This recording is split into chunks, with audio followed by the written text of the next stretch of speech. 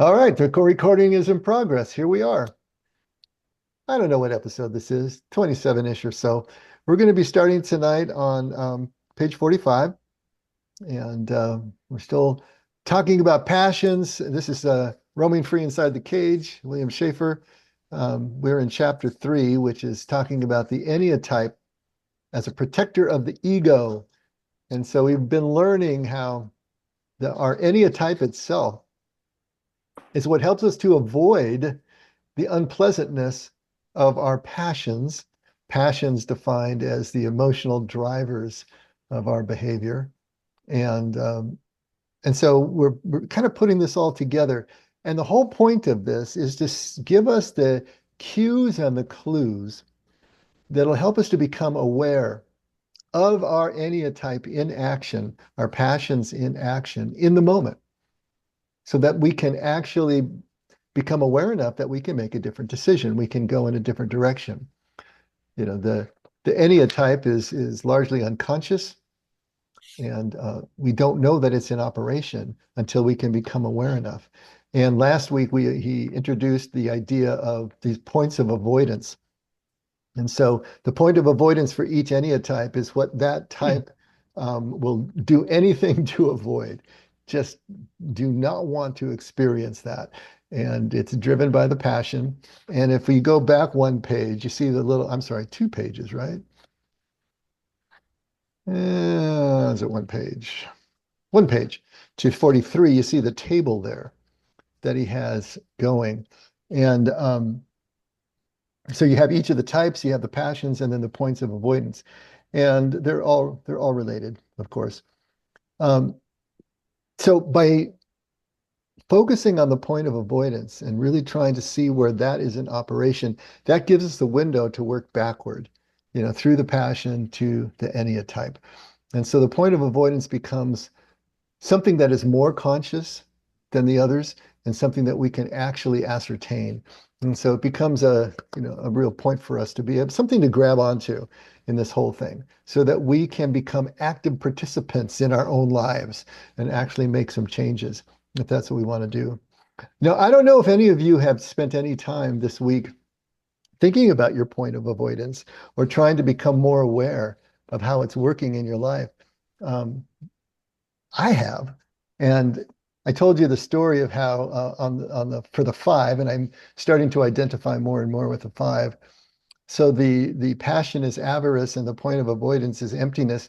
But the whole idea is what the 5 is doing is trying to husband can hold on to um, time, hold on to resources, personal resources. So you're going to avoid, as a 5, giving general commitments of your time and energy to other people, and always want to hold back.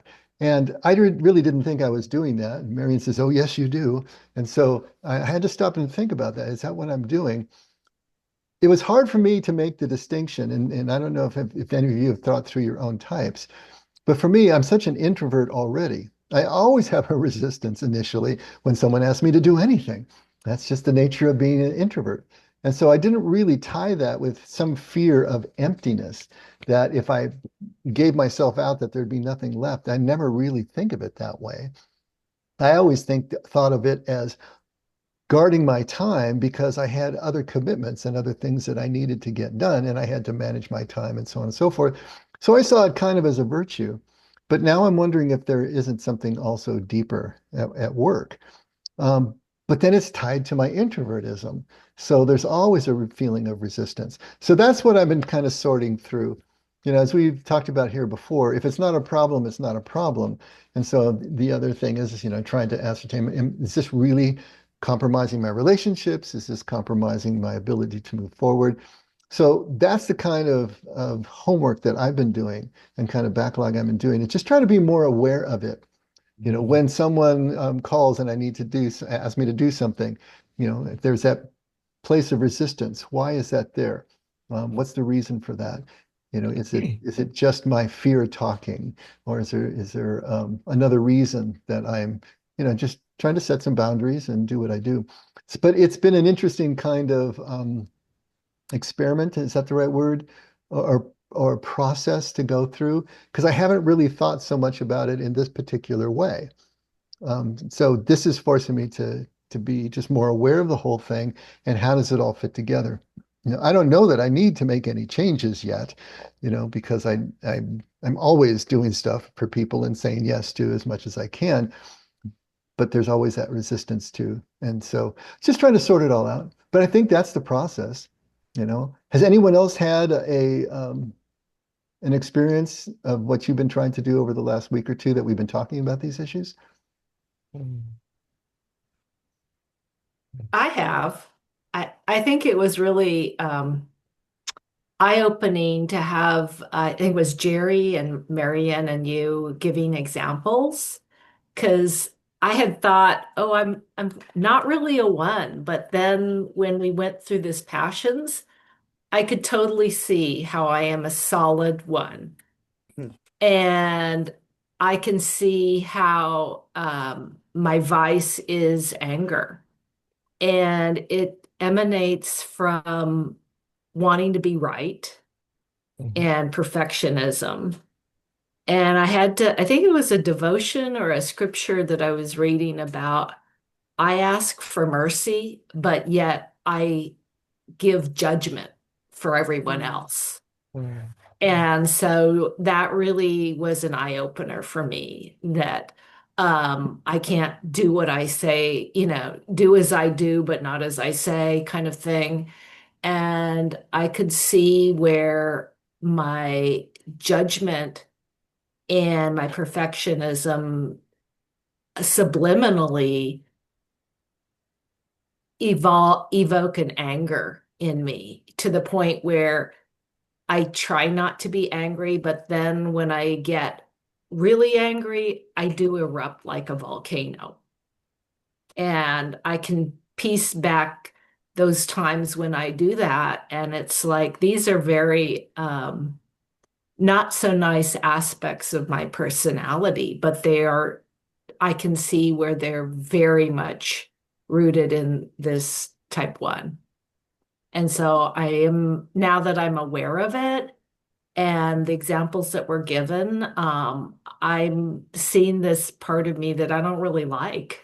And I'm wanting to be more aware of it and change it Mhm. because I didn't even realize this is my gut instinct. Mhm. And it's not very pleasant. Mhm. Mhm. That's good work, Jennifer. That's great. Yes. Yeah. Yeah. So for all of us, I mean, I think this is what it looks like. I mean, I'm just venturing out into this the way that we all are at this point. But kind of breaking it down, just becoming more aware of these aspects and seeing whether they actually fit. It's not guaranteed because it's in some table on Schafer's book that it's actually going to fit you, right? So this is something that we need to try on and see if it fits or how it fits and partially fits and this and that. But more importantly, how it gives you a lever to be able to move your life in a direction that you would like to go. And if it doesn't, then it doesn't. Then take what you need and leave the rest. But it's something worth considering, certainly. Mhm. Okay, well, let's move forward because now that we have identified our type as best we can, our passion, and now this point of avoidance, what's the next thing that we need to do? Well, the next thing is to befriend your passion. And he's going to be talking about the inner smile, which is an ancient Taoist meditational practice. And for Is him, that like the primordial smile? I Is that don't know. different? Okay, I sorry. haven't heard of the primordial smile, so I'm not sure. He's going to describe what the inner smile is in Taoism in terms of it being a meditative practice. And so it's turning the smile inward toward yourself, turning that that sense back into yourself. And it allows you to begin a healing process. All right. So befriending your passion, the inner smile. Middle of page 45, David Daniels, one of my teachers, is always telling me, Bill, once you can see your type, and feel its passion, befriend it. At first, I found this counterintuitive. Who wants to be chummy with anger, pride, vainglory, envy, avarice, fear, gluttony, lust, or sloth? What does befriend mean here? The ego's natural reaction to any clear expression of its passion is to judge it negatively and then attempt to get rid of it. The superego gets into high gear and begins to rant. Did you just notice how lazy you feel? That's not how you're supposed to live your life. It's high time you do something about it. The body tenses up. We hold our breath for a moment, and then we go into one of Horny's three classic modes of getting rid of any painful experience. The first mode is to anesthetize the painful feeling by going unconscious. Feeling like a failure, get busy on another project and you will forget all about it. A second way is to oppose the feeling. Want to tell her off? Just smile while you bite your tongue. The third possibility is to engage the passion and use it as a lever to achieve an escape. Feeling useless and unimportant? Find someone even needier than yourself and start taking care of them. These are the three ordinary ways that we get rid of what we do not want. We just zone out and feel nothing. We suppress the feeling, or we somehow bend it to our own ends. So who he's talking about here, Karen Horney, I don't know if you've heard of her, but she was I suppose you could say mid-century, one of the first female students of Sigmund Freud. So she was studying Freudian psychoanalysis, but she had a bone to pick with Freud over his the centrality of men in Freudian psychoanalysis. And so she was moving it in a much more feminine direction, or at least I'd say a much more balanced direction from what I can tell. But as she was studying neurotic behavior, she basically said that there are three trends in neurosis in people who have neurotic tendencies. And three different personalities emerged from this study. The first one is the detached personality. And so this person moves away from people in the dealing of their difficulties. They withdraw. The second is the aggressive personality, moving against people. So the first one is to move away, the second one is to move against, and the third is the compliant personality or the dependent personality, and they move toward people. But that's going to be in a very codependent way. So none of these three are healthy. So if you put that together with what he says, the first mode is to anesthetize the painful feeling by going unconscious. That would be the detached personality, moving away from it. Feeling like a failure, get busy on another project, you'll forget all about it. Second way is to oppose the feeling. That would be the aggressive personality. Want to tell her off? Just smile while you bite your tongue.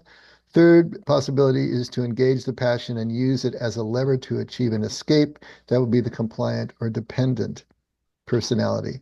So, in other words, you're either moving away from in this case, feeling and not a person, or you're moving against the feeling, or you're leaning into the feeling, but only to be able to use it as that ability to then avoid the feeling. Making sense so far? A little bit. Any questions? Because he's going to be talking about these three modes as he goes further forward. So I just want to make sure that we kind of understand what he's after there. Okay, so next page. Befriending the experience is fundamentally different from any of these. Okay, those three, moving away from, moving toward, or moving against. So befriending the experience is fundamentally different from any of these three because it does not seek to get rid of the experience at all. It's based upon a compassionate and non-judgmental acceptance of a reaction that has arisen in our field of awareness. So we got to be aware of this. We've got a reaction going on, and it has to be something that we're aware of.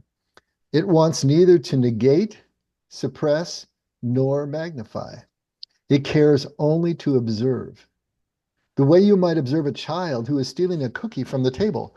You smile to yourself because you see the whole situation, the child's wanting, the cookie's appeal, and the lack of immediate deterrence. And you realize that on the grand scale of things, this piece of naughtiness is quite innocent. It requires nothing from you but acceptance. You do not need to lecture the child, nor do you need to go out and buy ice cream to go with the cookie. Can you imagine being that kind of parent to yourself? That is what befriending your passion means. So once again, just in that little picture that he paints of befriending, again, it lines up perfectly with contemplation. Think about contemplative practice. What are we doing there, right? We are just noticing. We are becoming the observer. We're not trying to judge it one way or another. Anything that's coming up in our awareness, when we're trying to do centering prayer or meditate, anything that pops up, whether it's a thought or whether it's a sensation, we just notice it. We don't try to wish it into the cornfield. We don't try to do anything with it. We just notice it and let it pass through. It has a curve to it. It'll rise in our awareness and then it'll fall back down if we let it. Or if you're sitting by the bank of the river and you're watching things float down, it'll come into your field of vision, it'll pass through and then back out the other side. It's the same thing that he's talking about here.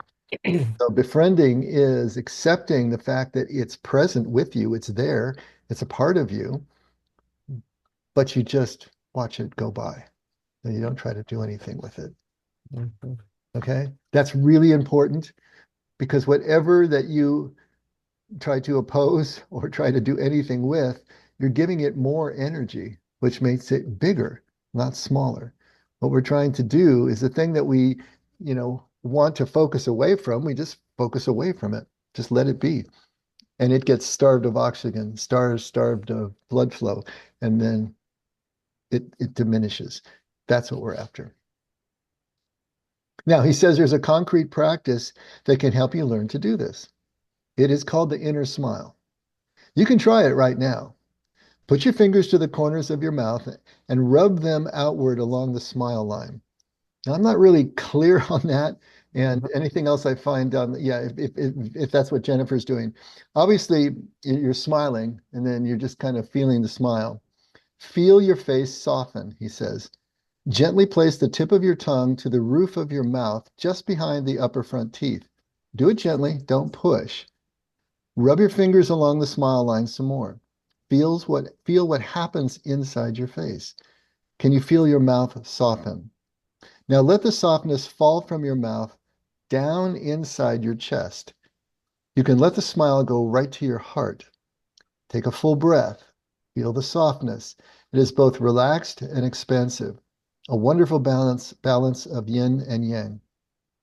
Draw the next breath all the way down into the belly, under your solar plexus. Keep smiling. Let yourself feel how present, joyful, and aware you are this very moment. This is the inner smile, the central practice of all forms of Taoist meditation.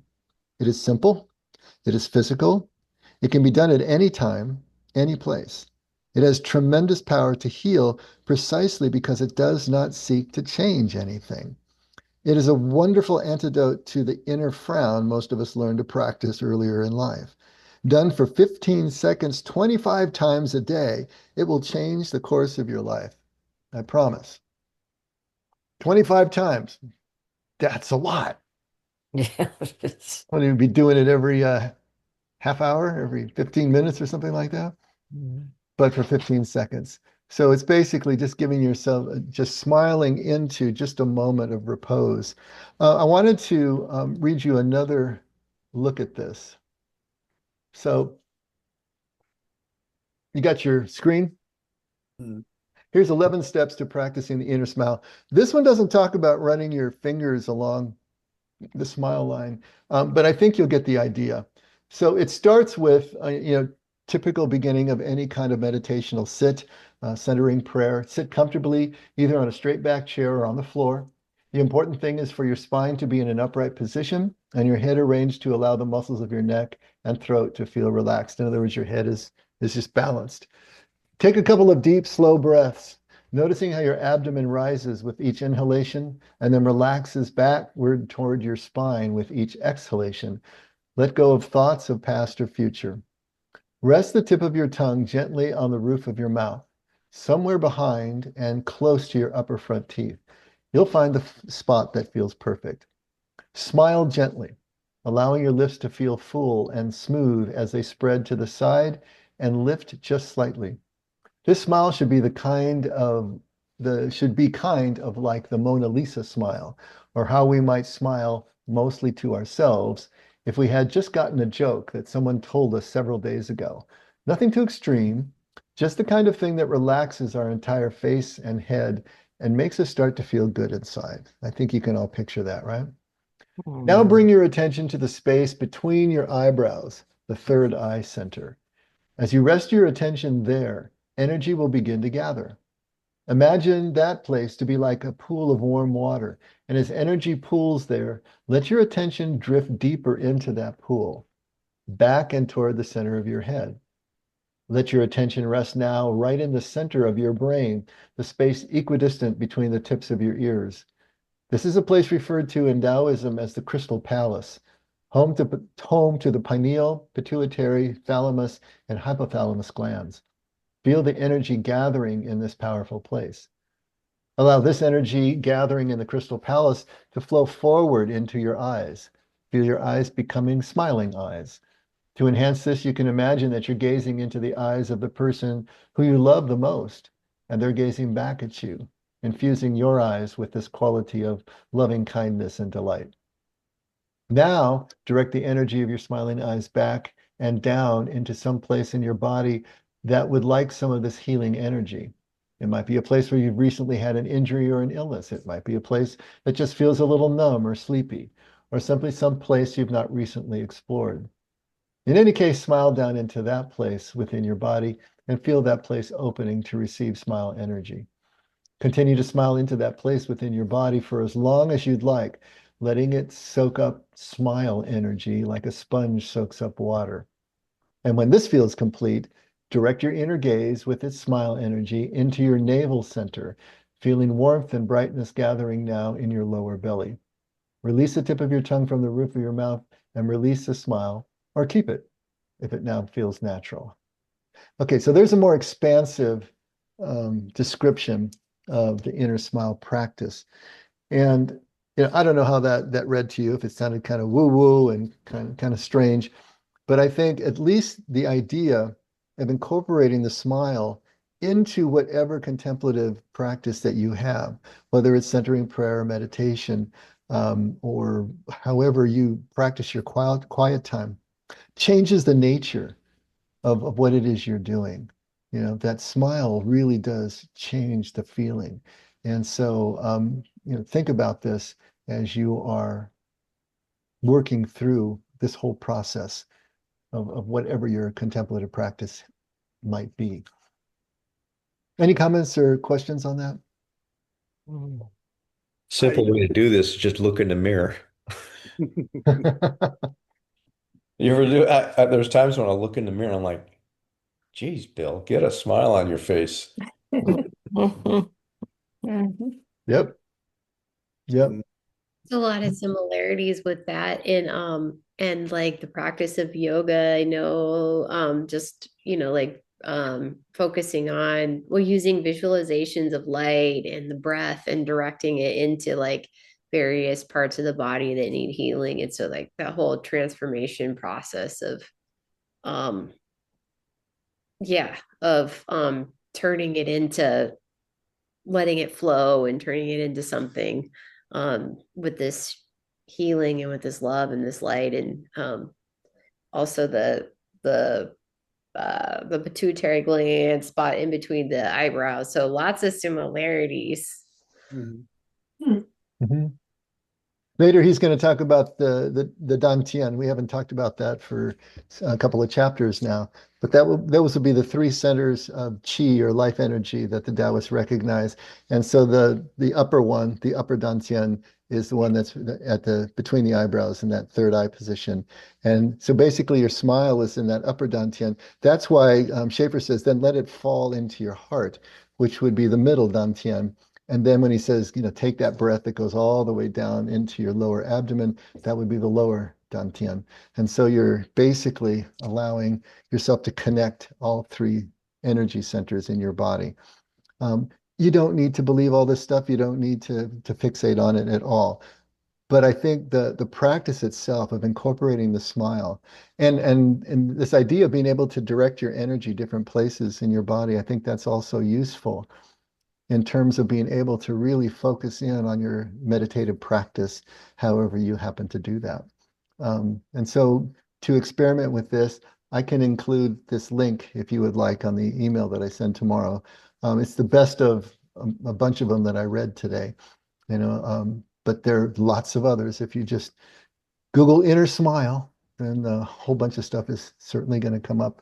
And if you find one that you like better, of course, but there might be some pieces of that would be really good to I incorporate. think I saw a YouTube video on the inner smile, and Well, there's a ton of them. Yeah. yeah, and I really think that for me personally, I think I've been doing the inner frown way too much. So practicing the inner smile to counteract the inner frown in me, I think is a good idea. I really do, because I think just my life experience has caused me to go from smiling to frowning Mhm. inner. And so I think this kind of thing is like one of those fake it till you make it type things. Well, you're basically What saying else? the same thing Bill said, Oh, right? Looking in the mirror and saying, Bill, get a smile on your face. Yes, Mhm. we've all practiced the inner frown so much over our lives. We don't even realize what we're doing. But think about this. If you really did this for 15 seconds, 25 times a day, you know, remember the ancients, when we've talked about this, they would say the Jesus prayer hundreds of times per day. Basically, it became a sort of mantra. They would just repeat it over and over again. And the Jesus prayer was really nothing more than, Lord, forgive me, a sinner. It was something very simple, Kyrie eleison in Greek, just, forgive me, Lord. Um, but these prayers, what they said they keep saying them over and over again until the prayer was saying them. In other words, it became so much, infused into their core that it became a part of their being. Well, if you were practicing this inner smile 25 times a day, in a very short amount of time, that's going to become the core of your being. And it literally would replace that inner frown. And so that's what he's saying here, you know, done for 15 seconds, 25 times a day, it will change the course of your life, I promise. So it's a matter of basically kind of changing your spiritual DNA, just through sheer practice and repetition. And we won't even realize it's happening. He's going to make a big point later on in this chapter, that you're going to probably be disappointed by the inner smile because it's not going to automatically change everything. Mm. It's going to be underwhelming in your experience of any one sit with it. It's over time that this accumulates, and others will notice the change in you before you even notice it in yourself, is the kind of way. It's the way that all of this works. It's Yeah. just the way it works. I think the process of the flow too is also really helpful for me to visualize with embracing our passions, letting it, trying to be the non-judgmental observer, see ourselves as that child, and just letting it like flow. So I mean, we could even practice. I know I've had the frown too a lot, the negativity, and so just like embracing, sending that energy, the smile to the frown, even, just like practicing that over and over. And they've done a lot of research too to show that the physical act of the smile has actually led to increased happiness too. Yeah, I would think. Yeah. Just activating those muscles in and of themselves changes the way that we feel. I mean, you almost can't help it. You smile and it just changes things. It changes the whole nature of your voice. You're on the telephone with somebody, you can hear the smile in their voice, right? Yeah. It brightens up. It gets more high energy. Everything changes when we do that. So Mhm. to practice that, as you age, where do you want the wrinkles to start forming? Do you want the 11s between your eyebrows, or do you want the crinkles in your eyes and the corners of your mouth? Yeah. It's like what muscles are you using the most? Mhm. And so think about that too. Mhm. William doesn't have to think about that yet. But Yeah. Well, I was just thinking that I'm always smiling. So, um, but I like the way he laid the table here of picturing yourself as this child who's stealing a cookie. Like, Mm. I thought that was a perfect way to, like, by the time you got to the end of that paragraph, I already had a smile on my face. absolutely. Yeah. Mm. That's why I send the morning mirth out. If you're on that list, the funnies that send out. It's like, yeah, we all need to laugh more. And if we just did that, and think about it, when you really belly laugh at something, whatever it happens to be, what are you thinking about at that moment? I guarantee you, it's absolutely nothing. When you throw your head back and laugh from your toes, the reason it feels so good, the reason that we love comedians and anybody who makes us laugh is that we're getting a break from all of the inner frown. We're getting a break from all of that stuff that's constantly spinning in our minds. At that moment, we are completely free. Mm. That's why we love it so much. And we need to practice that more Yeah. in any way, shape, or form that we can. So if the inner smile can start helping you, it's something to become aware of. Maybe you like Bill, as soon as you see yourself in the mirror and you realize it's just flat, you know, Mm, another cue that you need a smile. You need an inner smile. The more you do it, the more it becomes a part of who you are. mm, So, top of page 47, the inner smile works better than fighting experiences we don't like. Fighting requires force, and the application of force always produces an equal and opposite counterforce. Constant prohibitions beg us to pay attention to what is forbidden. Banning behaviors or substances simply makes them seem more attractive. As an old friend of mine used to say, look at the fields. See where the cattle usually stand, next to the fences. And yet, this is precisely what most of us do. We struggle against feelings and experiences we judge negatively, rarely taking the time to observe how the very struggle magnifies their importance to our lives, right? We don't want to give them that energy. We want to starve them of the energy by focusing on what we do want. For most people, the major reason that fighting with unwanted experiences fails to produce results is that the fight gives energy to the story connected to the experience. For example, let us imagine a two who is feeling rejected and unappreciated. She has been doing and doing for her child for decades, yet the child won't even call her on her birthday. The two can try to end the experience in one of the three ways we mentioned earlier. She could simply move away from it by shifting all her energy to another person who needs her help. Or she could move against her resentment by telling herself that Separate. perseverating, I had to get that one. Perseverating on it just shows how spiritually inept she is, which of course will only worsen the resentment. Or she could move toward it by doing even more for her ungrateful child and all the while complaining to her husband and friends. Any one of these simply adds to the storyline. First, by creating a new, seemingly better story. The second, by adding the story itself to her list of shortcomings and self judgments.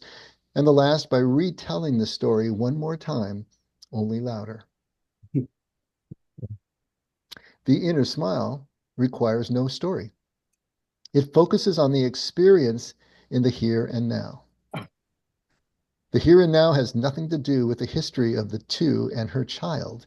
It has to do with a physical sensation and a feeling state located within the body. Resentment is at root an energetic sensation, a tightening, sourness, or heat in the chest. Focusing only on the sensation shifts attention naturally away from the story woven around the experience and redirects it toward the experience itself. The experience is unconditioned. It is new, unstructured, and free. The story about the story about the experience is not new. It is conditioned, practiced, and limiting. Did that paragraph make sense to you? Yep. Okay. Oh, So when we spend our time thinking about the experience, that's when we add in this narrative, we add in the story. All that stuff comes in from the past, all that stuff comes in. So that's what's spinning around in our head, and that's what's reinforcing the story. But if we can step away from that and just center on the experience itself, then things start to change, or we can then start to change them. Just focusing on the physical sensations of the experience is what he's talking about. So turning the page, smiling also adds a special energy to the attention practice. It is a decision, a deliberate choice that focuses one's attention toward the physical sensations in a positive and receptive manner. How many of you know about the welcoming practice? Is that something that's in your wheelhouse? Okay. So the welcoming practice is something that's right along these lines. So the idea is when you get a trigger like this, a negative trigger, and when you first become aware of it, you stop and you acknowledge it. You own it. You sit with it. You let it be a part of who you are. You don't judge it. It's not either good or bad. It just is. And then you actually welcome it. Interiorly, you say to yourself, welcome anger. Because this anger, this feeling, whatever it is, even though it's negative, is a window in down under the hood of something that is unconscious that you can't access directly. But this is giving you a window into it, that light on the dashboard telling you something's going on. So you acknowledge it, you sit with it, you own it, then you welcome it, have some gratitude that it's showing you something that you can learn from. And then you use some short little one-line prayers to allow you to move through it and back into the moment, but in a constructive way. So it's not just a knee-jerk reaction that you're reacting as you normally would to this feeling in however you would act that out. You're able to make the conscious decision to provide what love requires in that particular moment. So basically, we're talking about the same kind of thing here. You know, it's bringing that smile, is bringing the welcoming to the whole experience. You know, this is something that I can learn from, I can grow from if I approach it in this particular way.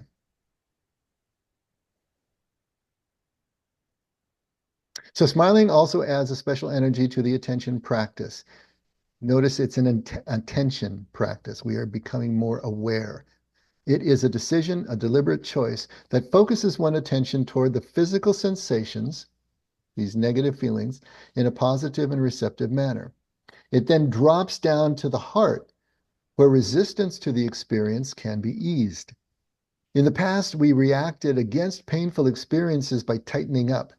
The impulse not to experience pain caused us to constrict somewhere in our body, and the experience became frozen there, unable to move. That frozen energy needs the heart's warmth in order to melt it. When this occurs, one is finally free to drop even further to the lower dantian. Okay, so we talked about those three sources of qi energy, life force: head, heart, and abdomen or lower belly. These three steps, relinquishing the story associated with the experience by focusing the mind on the physical sensations themselves.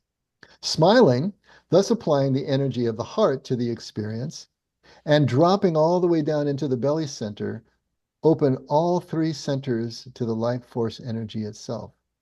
This allows us to release the constriction of energy we have built up around the experience. And if done as described above, will regularly produce a sense of compassionate acceptance and calm stillness. So what he's basically saying is those points of avoidance, the passions, as soon as you become aware that you're being triggered by them, if you can go into this mode, whether you understand it as the welcoming practice, whether you understand it as the inner smile, it's basically the same thing. And it's going to have these parts to it. First, the awareness, the acknowledgement, the owning of the feeling that it's a part of you without any judgment, then the actual welcoming of it or the smiling at it, and then the dropping it down so that we can move back out into the moment. It's going to have those three stages. So it's something concrete, very step by step that you can actually do. The inner smile is thus a practice that restores balance to the three centers of experience. Rather than remaining stuck in one center, we can begin to metabolize the stored pain and suffering that fills the ego and to release some of the constriction that keeps it intact. So remember, our three centers of experience were what? Mind, heart, and belly, right? So we had the intuitive, we had the emotive, and then we had the mental. And so we're starting there in the mental and we're dropping it down through all three. So he's saying, if you're stuck in one mode of operating, experiencing this, this is how you can start to integrate and balance out all three. And once again, you don't need to know the Tao. You don't need to even practice the Tao in order to practice the smile. You know, this is something he's giving you the background of how the Tao incorporates this, but it's not that we're going to become Taoists. But it's good to have some of that background. And then translate that however you want to, but incorporating those three areas. First, becoming aware of it mentally, smiling or welcoming, which takes it into the emotive, and then dropping it down into the belly where it can be acted out into the moment.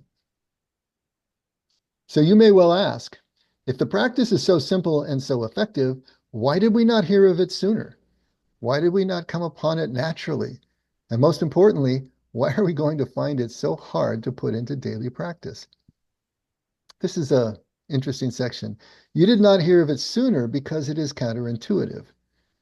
Relax into what hurts you. Only Lamaze birthing coaches tell expectant parents this, and even then it sounds a bit strange. Relaxing into pain is not what a child does spontaneously. The natural response is to hold the breath, tighten the body, shut down the window of awareness. Only when supported by someone whom the child trusts can a child relax in the presence of pain. Our deeper wounds happened when we were alone, or worse yet, they happened at the hands of our caregivers. Many of us can locate a memory that symbolizes the moment when we froze inside, blocking our original energy.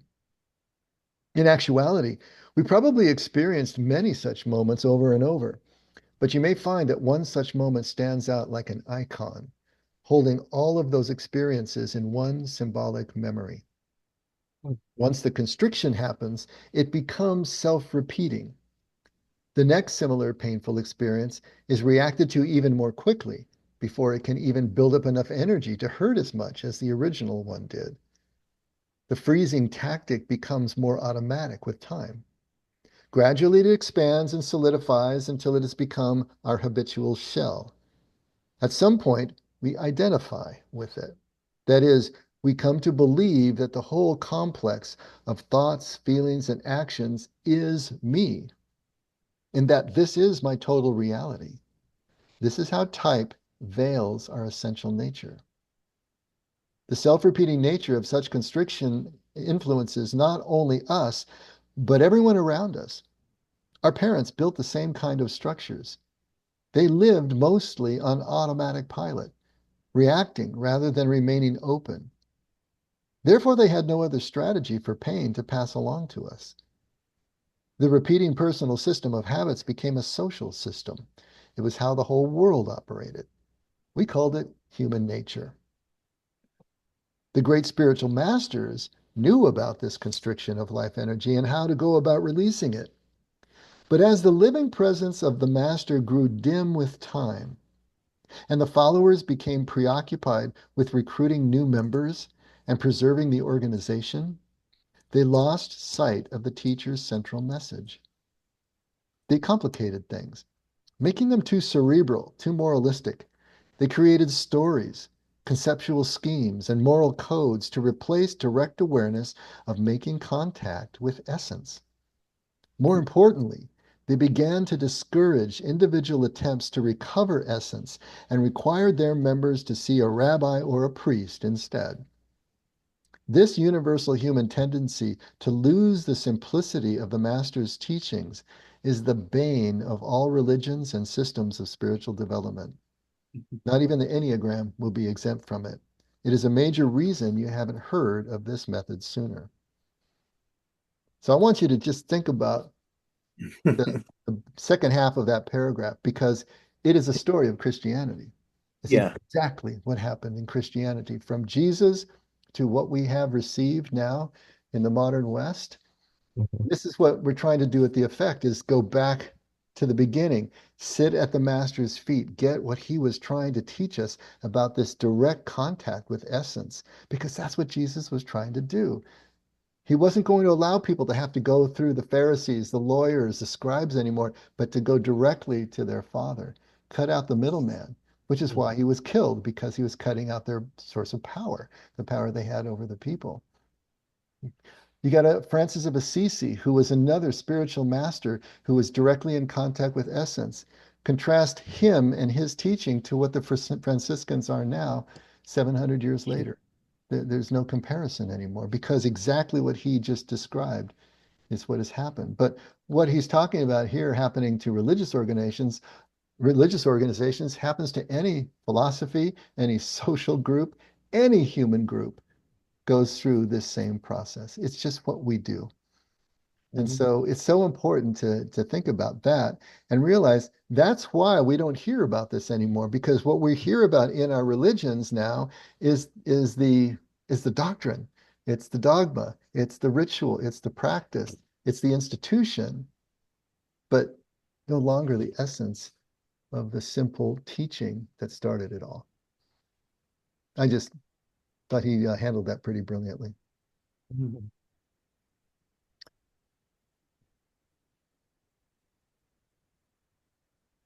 Let's see. Man, we're powering through this, aren't we? Um, there's another reason you couldn't find this solution before. You didn't discover the method for yourself spontaneously because you cannot use this method alone. There's a paradox here. Only you can do it for yourself, yet you cannot do it alone.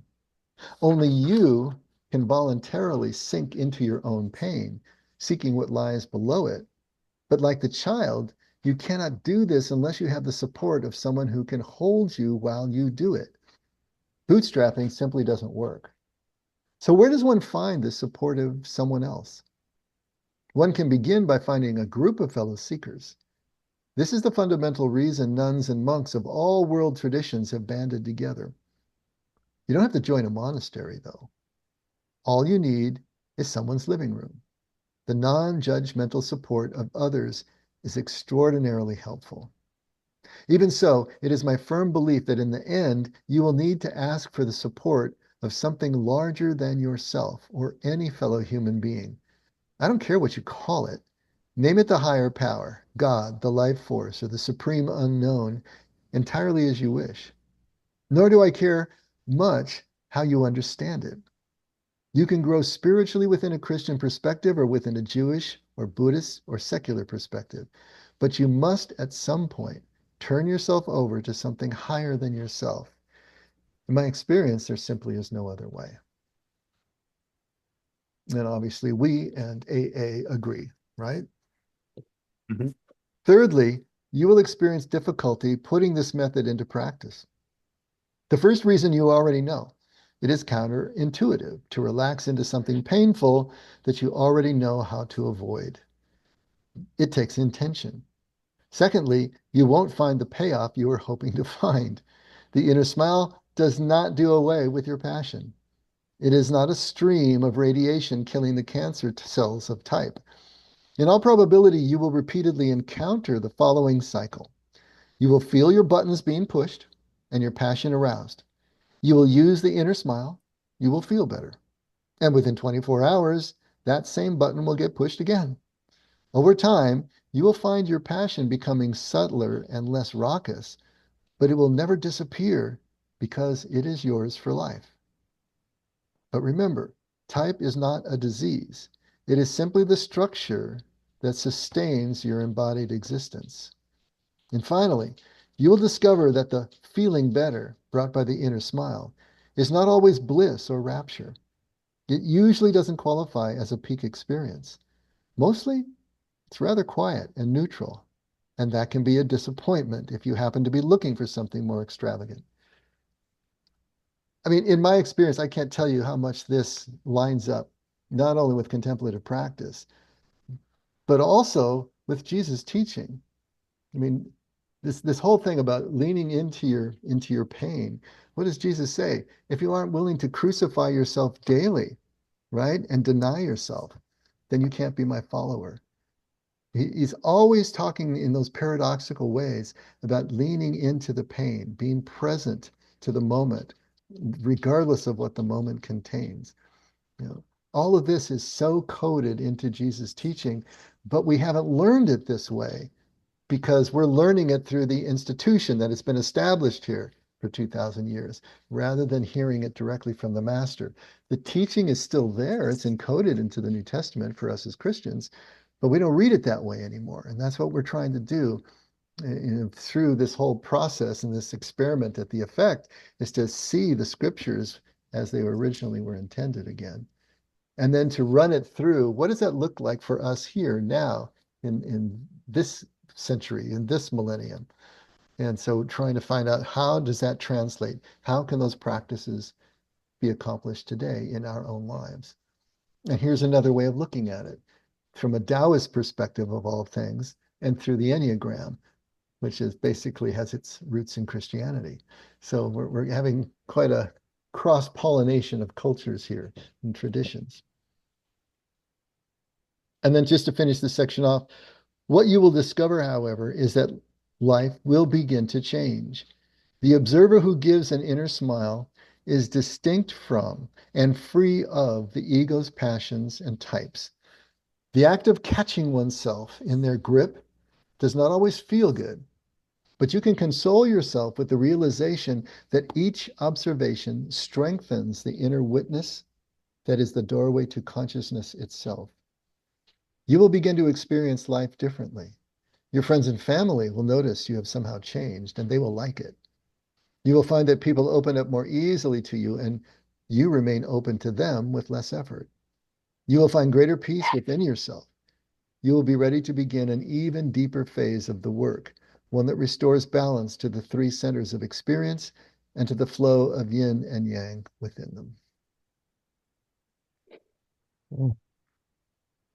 Nice. And I do believe that is the most we've read in any one night in the 15 It's years a new we've been record. doing this. Mm. But Dave, I the think text this kind of lent was itself to just going through. And so we can take some time tonight because we're at time, but we can, if you would like, if there's a lot of this that you need to really develop further, we can go back next week and break into this more. But in the few minutes that we do have left, any initial thoughts, reactions, comments?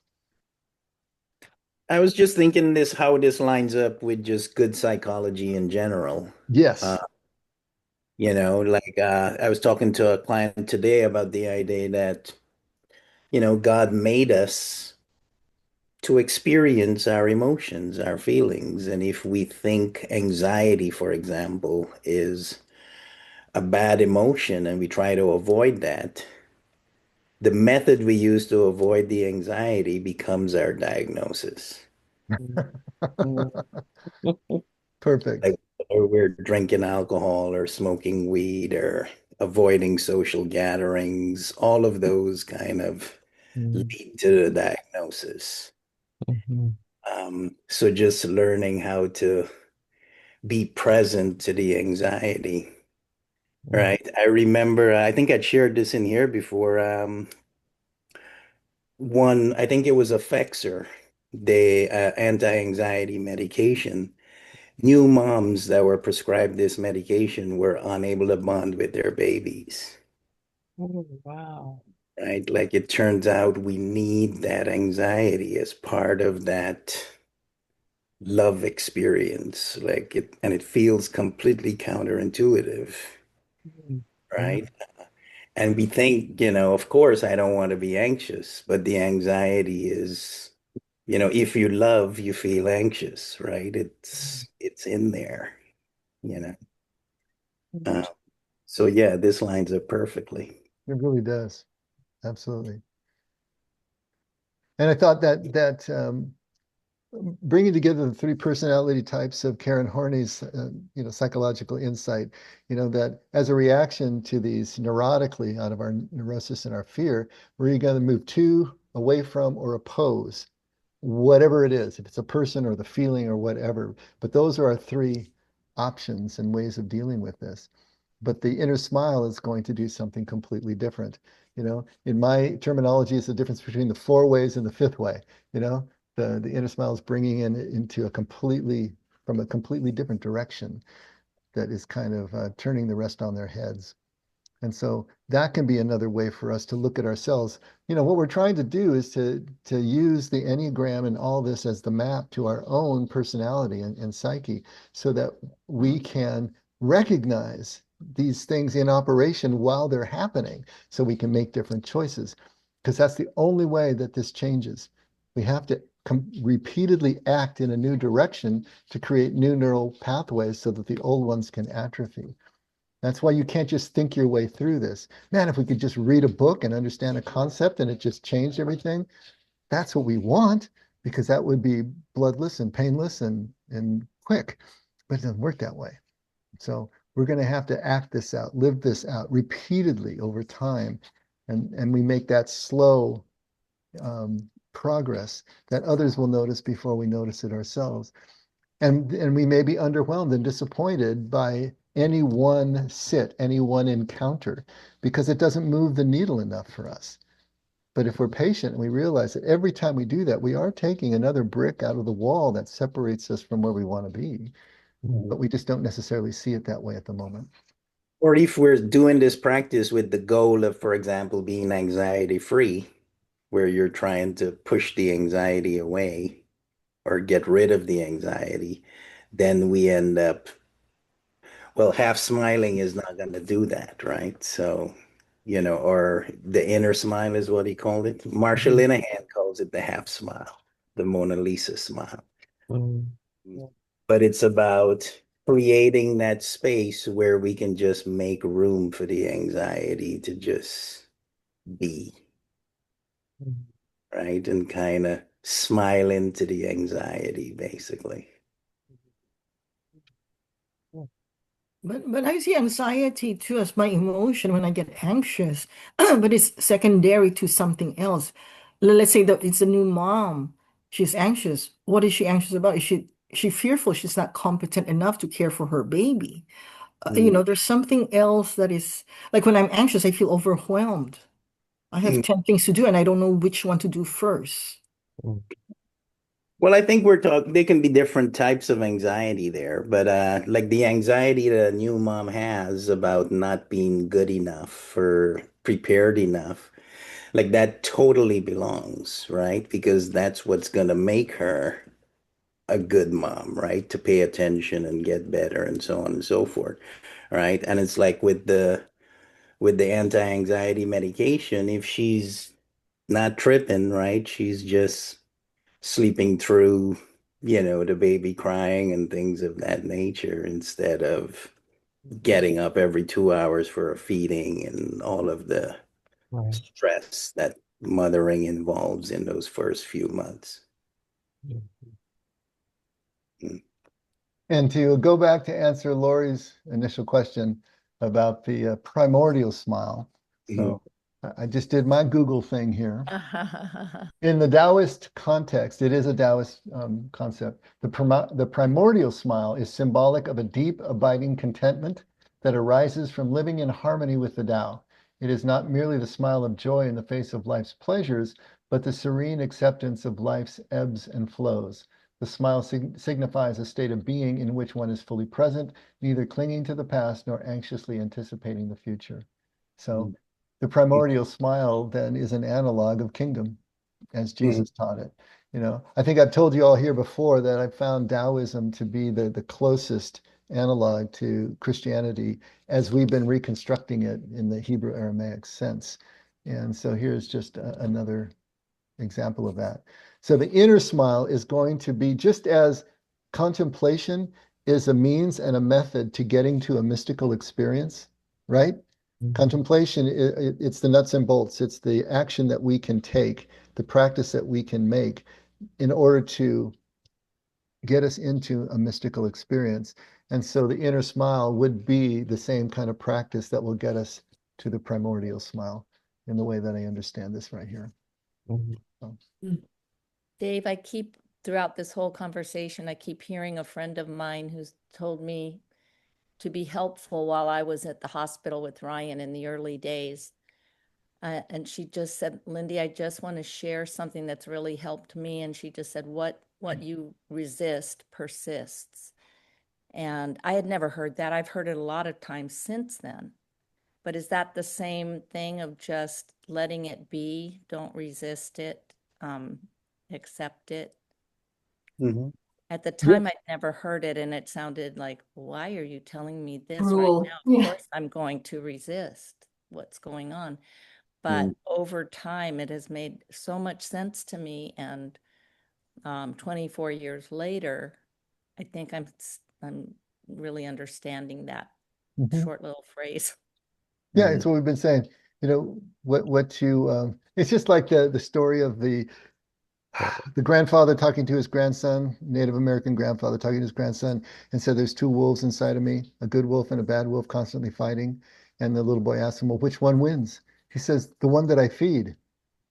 Same idea. You know, where are you going to give your energy? Whether it's negative energy or positive energy, that's what's going to grow because you're feeding it. And so the idea here, what you resist persists because you're giving it energy. And so what we want to do is to focus away from those things and come back to the center, not in a way that is suppressing the feeling, to feel the feeling deeply, again, to welcome it as a chance to grow within the moment, but not letting it dictate your choices and your behavior, you know, making your choices based on what is really right in front of you. And that just takes enough awareness to be able to feel through the emotion of the moment and get to the other side enough that you can make that different choice. So it's not the same as suppression. You are feeling the feeling. You must feel the feeling. That's what William was telling us just now. You know, we're made to feel these things. We need to feel them, but they shouldn't own us. And we should, if we have identified with the feeling, then we're cooked, right? Because now it's just a part of who we are. And we don't even know that we need to change at that point. All right. I think that's good. That's where we got to leave it tonight. I saw Danielle drop in, but it looks like she dropped back out again. Oh, Biscotti's here. I'm here. You're there, buddy. Good to see you, man. Okay, over to you, Scott. Father, we are so grateful for this opportunity to learn and discover and search and be challenged and be filled with joy and all the emotions that